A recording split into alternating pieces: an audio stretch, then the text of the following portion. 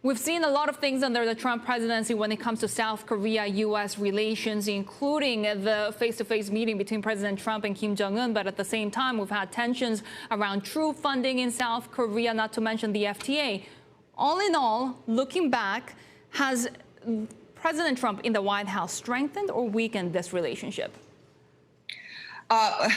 Well, I have to say, all in all, the Trump administration in managing its relationship with Seoul has created a lot of uncertainty. On the one hand, as you suggested, I think there was a general welcome in Seoul for President Trump's willingness to take risks with North Korea, even if sometimes the style and the results were not what was hoped for. But I think he got a lot of credit for that. But at the same time, as you mentioned, President Trump brought to South Korea a longstanding suspicion of alliances, and actually in particular of South Korea. It's one thing he was quite consistent about before he became president and throughout his presidency. There is a sense, I think, in Seoul that because of what he said and what he said he wants to do, reduce troops, suspend exercises, suspicion of the relative benefits that come from our trade and economic relationship. I think that people have been disconcerted about the U.S. commitment to Korea, both on the security side as well as on the economic side under a Trump administration. How much has China been able to take advantage of that? Well, not as much as you might think, because I think that in South Korea, the mood towards China, the suspicion of China, especially among just the South Korean public as a whole, has really soured, really grown.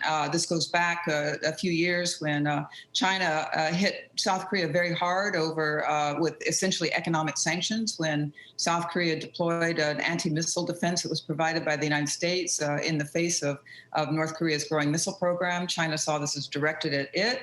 China's been very assertive, though, over the last 4 years. And so I think that's actually one thing that has kept South Koreans very eager to keep the alliance and make sure that it's in good shape. And again, actually, if you look at public opinion, the South Koreans really value the alliance more than ever, want a U.S. presence there. And you see the same kind of figures in the United States of support for this now very mature and deep alliance. Here it's where I think Donald Trump, and this comes out in a lot of the books that have come out about his administration. You know, if you flip through some of these books, the Woodward books, the Bolton books, I mean, of course, there's a lot about North Korea. It's amazing how much there is about South Korea. You know, I'm sorry to say that Donald Trump had kind of a real chip on his shoulder about South Korea. And, you know, these books are translated and analyzed in South Korea before they even hit the book stands in the United States. And this is, I would say, kind of hurt South Koreans' feelings. But more importantly, I guess it's kind of made them think that maybe they can't really rely on the United States. But nonetheless, they will lean over backwards to try to strengthen the relationship. And I think we have seen that in the Trump administration, that even early on, trade was a big issue. I mean, the free trade agreement with Korea was the first one that President Trump said he wanted to renegotiate, and they did it. They did it.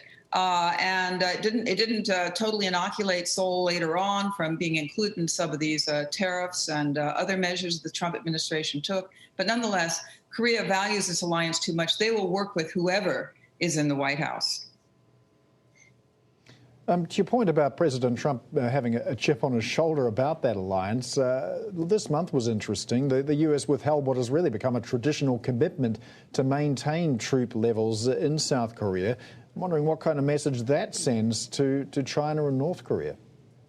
Well, you know, I think the message to China and North Korea has come out pretty loud and clear because, again, President Trump, as president, before he was president, publicly and also privately coming out in these various books that come out, has said he doesn't really like the notion of having troops in South Korea. He sees this as a very transactional thing. He thinks the South Koreans should do more. And in fact, what they've done is they decided maybe they do need to do more. And one thing it has done is made the South Koreans think maybe they need to develop their own nuclear deterrent. So there's that kind of uncertainty there. But again, they balance that against the threat, which has grown from North Korea, not only in terms of its growing nuclear and missile capabilities, but also in terms of its cyber capabilities and other asymmetrical abilities to really make life pretty miserable for South Korea and for the region, and the fact that that China has kind of taken the gloves off too. So South Korea is in that classic position that it doesn't want to be in, of feeling it's being pulled between the U.S.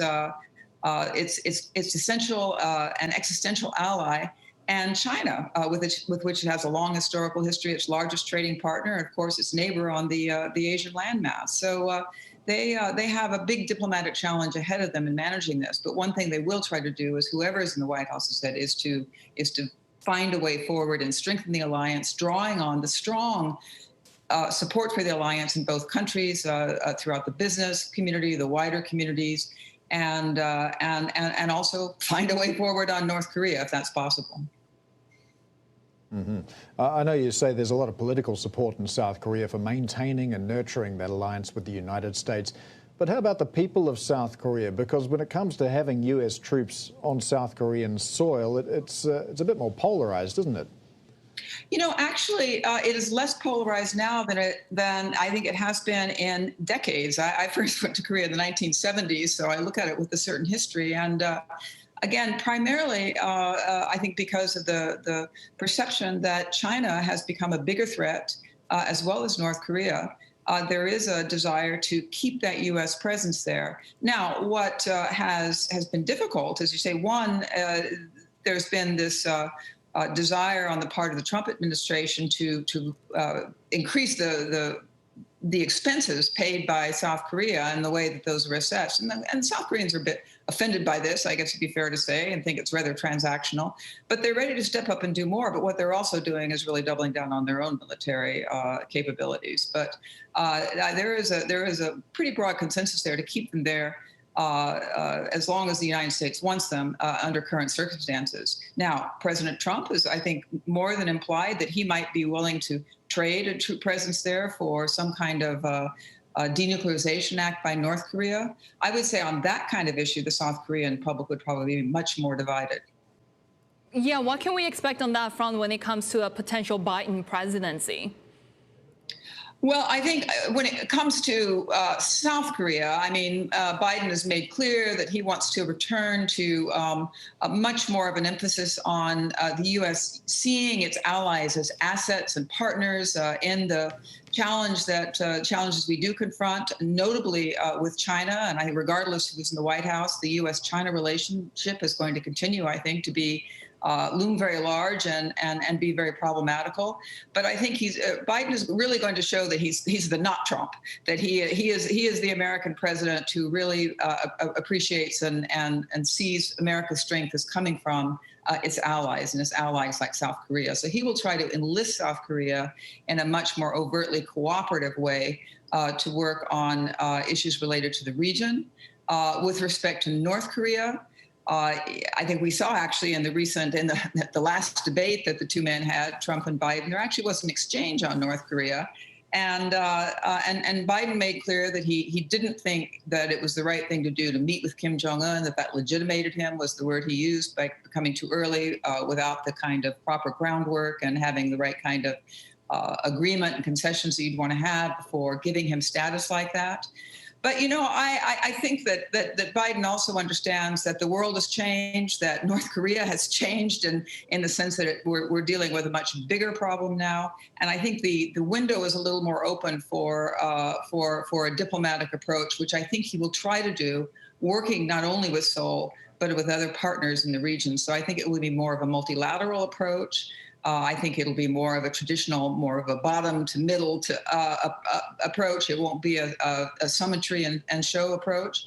But the big question is will Pyongyang play along or not? And I do have a worry that in the event of a Biden presidency, that Pyongyang might get out its old playbook and decide it's time to show the new boy in the White House that they're tough and carry out a missile or a nuclear test to lay the groundwork for things to follow. And we've seen that scenario before, and oftentimes we end up back in this cycle of no progress.